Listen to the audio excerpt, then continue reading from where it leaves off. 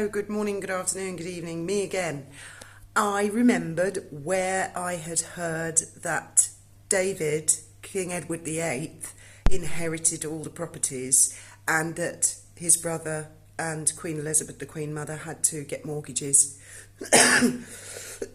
These things stick in my mind, but I can't always remember when or where from. It was from the horse's mouth, and I've actually got it here now.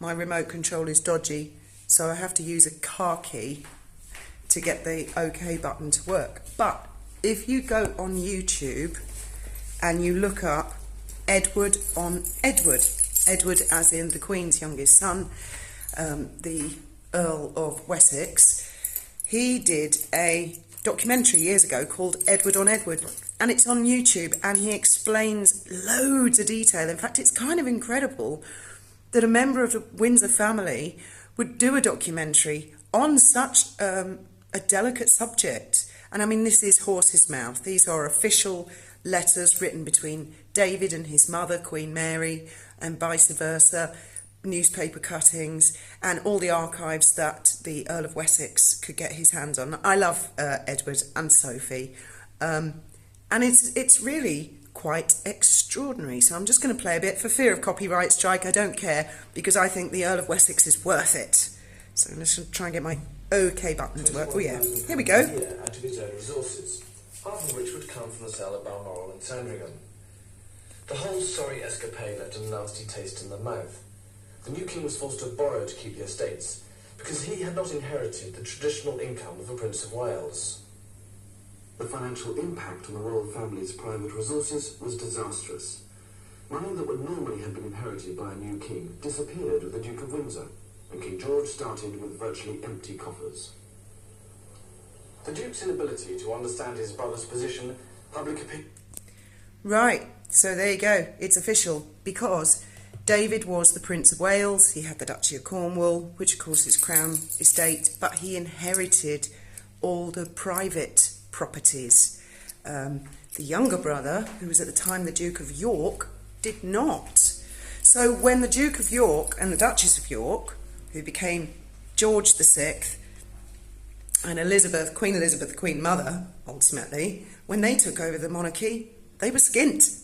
They didn't have any money. And someone else asked a very good question. How much do the royal family cost each British subject? Just British, I don't think Commonwealth at all. Just British subjects, tax-paying subjects. Now, I could be wrong on this one. I'll have to look into this. But I think it's somewhere around £1.52 pence per year. How much do Parliament cost? How much do MPs' expenses cost? So people who like republics, think about that. Now, I did joke once. I don't know if any of you remember Chris Ellison from The Bill. He used to play Inspector Burnside. He lives in Brighton, and me and Graham kind of knew him, and he came round to our boat, Far Ben, and he said, oh, well, she's got a gold carriage. And I went, yeah, but it's a second-hand gold carriage, isn't it? If she was a prime minister or a president, she'd want a brand new gold carriage every year. So the woman's full of hand-me-downs. And he laughed. He thought that was funny when it was second-hand gold carriage. I don't think the carriage is actually gold, because it'd be far too fucking heavy for the horses to carry. This is another thing. There was a big doodah a couple of Christmases ago with lots of people on social media saying, oh, look, the Queen's got a gold piano behind her. Well, I don't think that's made of solid gold either. That'd be far too fucking heavy, probably fall through the floor. What they are, the carriage and the piano, are made of wood and are covered in gold leaf, which is a type of gold paint made with real gold, but obviously is not as expensive as solid gold. This is what I mean, smoke and mirrors. It's presentation. And part of the reason that the monarchy presents itself so well is as a courtesy to the subjects that they represent. They are representing each British subject primarily, and then each Commonwealth citizen. They are being polite, putting on a good show, and they are also being polite to their guests or their hosts, depending on who is visiting who. Be bloody rude to turn up in a ripped, filthy t-shirt and jeans, wouldn't it? Say, if you've got a host who's invited you to go and shake hands with people. So I think people just don't understand how it all works and what great value for money it is. And also people should look into the sovereign grant, which is the money that the Crown estates make, give 100% to the government to piss up the wall on their latest ideas, and in return, in order to help cover the costs, the government give them back anything from 15 to 30%.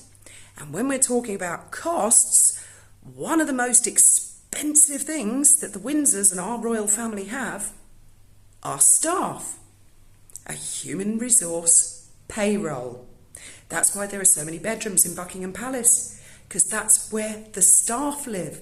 That's why it's been renovated recently, because the staff need better living conditions. So when you hear all these things about costs and renovations and stuff, honestly, I just don't buy into that at all.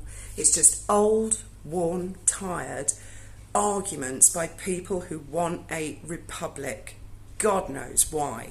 Because apart from anything else, I admire the Windsors. I don't know how they put up with it. They are born to be criticised. They are born to be stared at.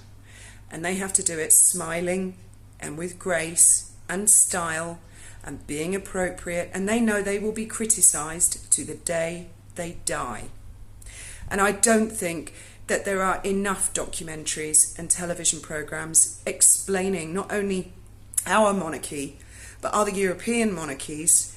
And maybe people should do a few documentaries, as Lady C is very good at pointing out. Choose some European countries that used to have monarchies and everything was cushy, and as soon as those monarchies were toppled, bloodshed started. So there is an element of stability to having a monarchy as well. And yes, there is the princess element, and I love that. Who doesn't love that? Because I don't want to live in a country where everybody looks like a bag of shit, no one dares show any bling or gling or glitter, and we all have to look down in the mouth and glum and complain about everything and say we need more government benefits for whatever. If you need government benefits, you need government benefits. I'm an advocate for that as well. But I'm not an advocate for, Pol Pot. So anyway, I just thought I'd point that out. It was Edward, the Earl of Wessex, who did Edward on Edward. I highly, highly recommend that as a documentary. And also, some fabulous person on YouTube. I'm going to put a link to both Edward on Edward in the description of this, and also the two Mrs Grenvilles. It's a mini-series, a 1980s American mini-series. I watched it in the 87. I loved it. It's if you haven't got anything to do or it's raining and you're trapped indoors, it's fantastic. It's in 2 parts, and only very recently a YouTuber has uploaded it so we can all watch it. And it's fantastic. And the reason I like it is it's sort of based on the story of Anne Woodward. It's a period drama, 1930s, 40s. They were an American family, very hoi polloi. I mean, anyone who thinks that there's a hierarchy in the British aristocracy, there is equally a hierarchy in the equivalent American social circles, which are their equivalent of the aristocracy. And the Woodwards were they were a big doodah. Anyway, Anne Woodward, there are a lot of parallels that I can see between her and Meghan Markle. For example, Anne came from, compared to the Woodwards, a relatively modest background, and once she got her hooks into her multi-millionaire husband, she never spoke to her father again, I think you'll find. And, well, I won't spoil it too much, but she basically killed her husband. She said she thought he was a burglar, got up and shot him in the night, and she was found not guilty. And it's a very, very interesting story, and they had a very volatile marriage, and they were friends with the Duke and Duchess of Windsor. So I thought I'd put that one in case anybody's having a boring, it's Thursday, isn't it? Boring Thursday afternoon, or even Friday evening, and you just want something that's, I used to love those mini-series. They just don't do that kind of thing anymore, do they? I suppose we have Netflix now, don't we? With all that wokey-cokey stuff and arty-farty crap. So anyway, and if anyone's got any more information about how the sovereign grant works, or you can point to some links and stuff, that would be great, because there is a lot of mythology around the Windsors as a family in general. And I think that's very wrong. I think they at least deserve for people to know the exact truth of how their finances work. and how it all works, because they've been knocked too much by Markle and her PR, in my opinion.